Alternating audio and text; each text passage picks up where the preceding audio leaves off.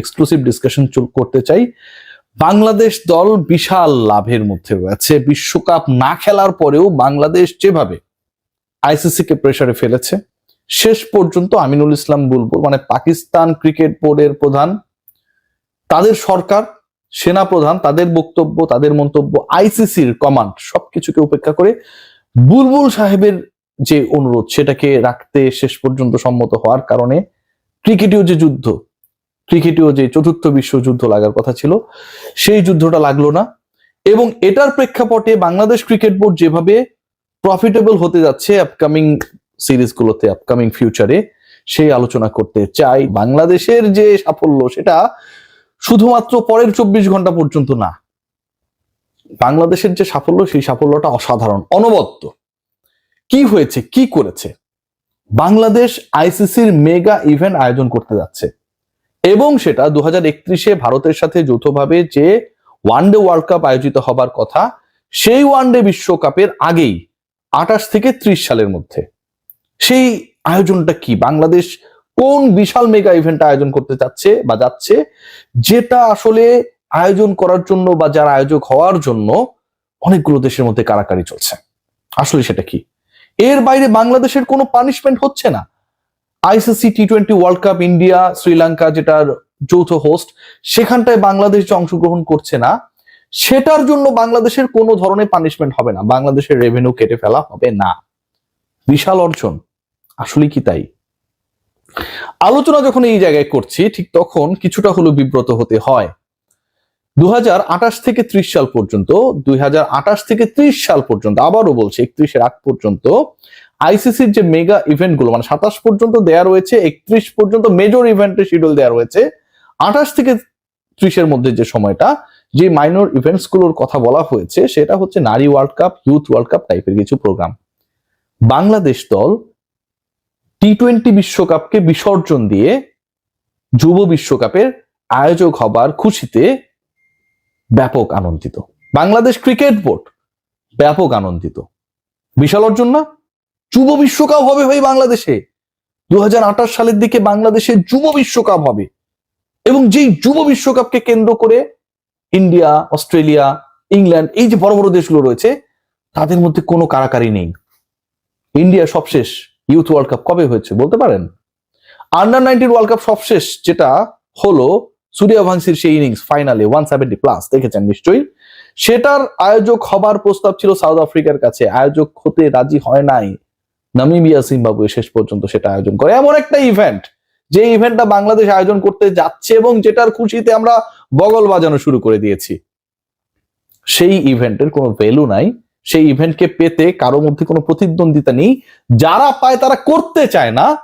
সেই যুব বিশ্বকাপ আয়োজন নিয়ে বাংলাদেশ তৃপ্ত, টি-20 বিশ্বকাপ না খেলে হলেও। বুলবুল সাহেবের বিশাল সাফল্য। এবার আসি প্রথম পয়েন্টে, যে বাংলাদেশ ক্রিকেট বোর্ডের উপর কোনো স্যাংশন আসছে না। বাংলাদেশ ক্রিকেট বোর্ডের উপরে স্যাংশন আসবে, আইসিসি এই কথা কবে বলেছিল? বাংলাদেশ ক্রিকেট বোর্ডের উপর বিশাল একটা স্যাংশন আসছে, এই বক্তব্য কি কখনো আইসিসির পক্ষ থেকে আমরা পেয়েছিলাম? বলে নাই, ধারণা করা হয়েছিল। বাংলাদেশ ক্রিকেট বোর্ডের উপর স্যাংশন আসবে না, বাংলাদেশ ক্রিকেট বোর্ডের উপর স্যাংশন আসবে না, বাংলাদেশ টি-20 ওয়ার্ল্ড কাপে খেলে নাই তারপরেও। এটা কি বিশাল অর্জন? বাংলাদেশ যদি টি-20 ওয়ার্ল্ড কাপে খেলতো, পাকিস্তান ভারত খেলছে, ভারত পাকিস্তানের যে শত্রুতা সেটা নিশ্চয়ই ভারত এবং বাংলাদেশের মধ্যে বৈরী সম্পর্ক বা বৈরী সম্পর্কের মাত্রার চেয়েও অনেক বেশি। সেই জায়গায় ইন্ডিয়া পাকিস্তান খেলছে, অথচ বাংলাদেশ সেই বিশ্বকাপ থেকে নিজেদের সরিয়ে নিয়েছে। ইন্ডিয়া পাকিস্তানের মতো চিরবৈরী দেশ, তারা খেলছে, বাংলাদেশ সেখান থেকে সরিয়ে নিয়েছে। ক্রিকেটের বৃহত্তর স্বার্থে আমিনুল ইসলাম বুলবুল রিকোয়েস্ট করেছেন মাহসিন নাকভিকে, পিসিবিকে, এবং সেই রিকোয়েস্ট শুনেই শান্তির বার্তা চলে এলো। ইন্ডিয়া পাকিস্তান রাজি হয়ে গেল, আইসিসি রাজি হয়ে গেল, 15 তারিখে শ্রীলঙ্কার কলম্বোতে, আমি যেখানটা অবস্থান করছি, সেই ম্যাচটা অনুষ্ঠিত হবে। কি ইন্টারেস্টিং তাই না? আমিনুল ইসলাম বুলবুলের কত পাওয়া, কিন্তু আমিনুল ইসলাম বুলবুল তার দেশের, তার দলের বিশ্বকাপ শ্রীলঙ্কার মাটিতে খেলানোর জন্য আইসিসি কে, বিসিসিআই কে, এসএলসি কে কাউকে রাজি করাতে পারলেও না, আয়ারল্যান্ডকেও না। কোথায় বসবাস করি আমরা? আমরা কি চিন্তা করি? আমাদের ইনজেক্ট কি করা হচ্ছে? আন্ডার 19 ওয়ার্ল্ড কাপকে আমরা রিপ্লেস করতে চাই আমাদের টি-20 বিশ্বকাপ না খেলা দিয়ে। একটা প্রজন্ম যারা তৈরি হয়েছিল এই ওয়ার্ল্ড কাপটা খেলার জন্য, এই যে পরের বিশ্বকাপ আর এখনকার বিশ্বকাপের মাঝখানে যে একটা 2 বছরের গ্যাপ, 4 বছর হয়ে গেল। সবশেষ ওয়ার্ল্ড কাপ আমরা খেলেছিলাম 24-এ, এরপরেরটা খেলবো আমরা 28-এ। এই যে 4 বছরের গ্যাপ, এই 4 বছরের গ্যাপ কি দিয়ে পরিপূরিত হবে আমরা কেউ জানি না, আমরা কেউ সেটার খোঁজ করি না। ইন্ডিয়া পাকিস্তান ঠিকই খেলছে, এবং ইন্ডিয়া পাকিস্তান যে খেলবে শেষ পর্যন্ত সেই কথা বিভিন্ন সময় বিভিন্ন ভাবে বলারও চেষ্টা করেছি। ভারত পাকিস্তান তারা খেললে কোনো সমস্যা নেই, কিন্তু বাংলাদেশ বিশ্বকাপে অংশ নিলে বিশাল সমস্যা। চিন্তা করে দেখুন, ভারত পাকিস্তান খেলছে, পিসিবি রাজি, বুলবুল সাহেব রিকোয়েস্ট করছে ক্রিকেটের স্বার্থে যে ভারত পাকিস্তানের ম্যাচটা ক্রিকেটের ইকোসিস্টেম ঠিক রাখার জন্য প্রয়োজন, এবং তারা খেলছে। কিন্তু বাংলাদেশ বিশ্বকাপে খেললে ক্রিকেটের ইকোসিস্টেম নষ্ট হয়ে যেত। তাই যদি তাই না হয়, তাহলে ক্রিকেটের ইকোসিস্টেম ঠিক রাখার জন্য তো বাংলাদেশকে বিশ্বকাপে অংশগ্রহণ করানোর ক্ষেত্রে PCB, SLC, Irish cricket board, BCCI, ICC তারাও একটা স্টেপ নিতেন। আপনি আপনার দলের বিশ্বকাপকে বিসর্জন দিয়েছেন।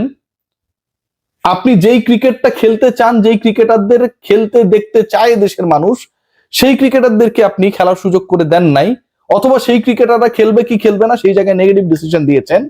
আপনি আবার বলছেন ক্রিকেটের ইকোসিস্টেম ঠিক রাখার জন্য ইন্ডিয়া পাকিস্তানে খেলা দরকার। পৃথিবীর কেউ কি বিশ্বাস করবে ভারত বাংলাদেশের মধ্যে শত্রুতা যতটা, সেই শত্রুতার মাত্রা ভারত এবং পাকিস্তানের মধ্যে, বাংলাদেশ এবং ভারতের মধ্যে যতটুকু শত্রুতা তার থেকে কম? নিশ্চয়ই না। যুদ্ধ বিমান দিয়ে যুদ্ধ করতেছে ওরা, কয়দিন পর পর গ্যাঞ্জাম লাগে। তারা এত বড় শত্রু হবার পরও তারা নিজেরা ঠিকই নিজের টুকু বুঝে নিয়েছে, এবং তারা খেলতে রাজি বুলবুলের রিকোয়েস্টে, বুলবুল সাহেবের রিকোয়েস্টে। আর আমরা বিশ্বকাপটাই